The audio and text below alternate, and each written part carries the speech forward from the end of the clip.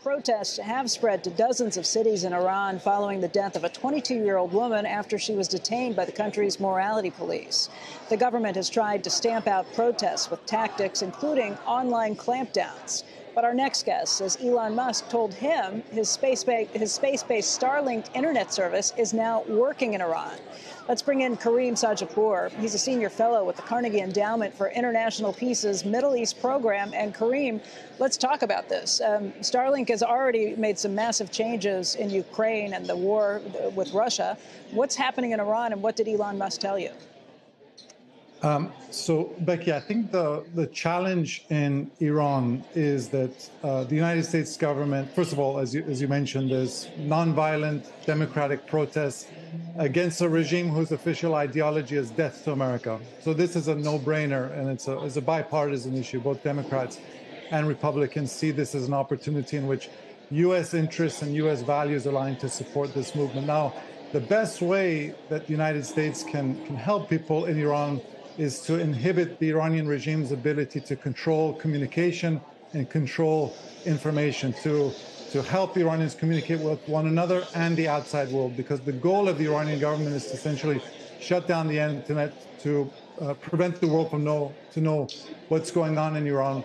And Starlink, as you mentioned, Becky, has been very useful in Ukraine, providing internet for up to 200,000 people.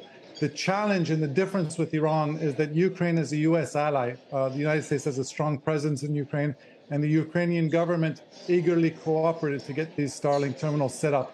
In Iran, it's the opposite. It's a hostile government. There's no U.S. presence there, so it's a little more complicated to set that up. But, and I'll stop here, I think you see a will both from the Biden administration and from Elon Musk to try to address this issue. How do they do it technically?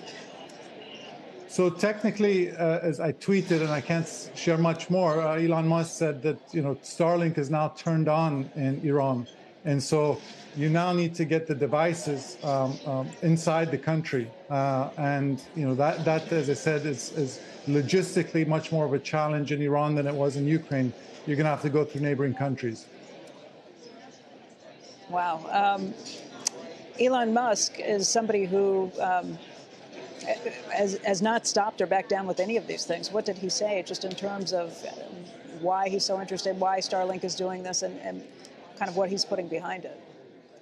I'm sorry, Becky, I can't go into the details of what we shared because it was a confidential conversation. But I can tell you that he's been in touch with the Biden administration, and as I said, I think, Becky, these protests happening in Iran, which was triggered by a young woman who was killed at age 22 for showing too much hair. This is one of those rare black and white issues in international politics. It's not often that we see an issue which is just a no-brainer. Perhaps apartheid South Africa was another one of these issues where there was no shade of gray. And I think this is one, the ideology of the Iranian regime, there's kind of three pillars left to it. There's death to America, death to Israel, and the mandatory veiling of women.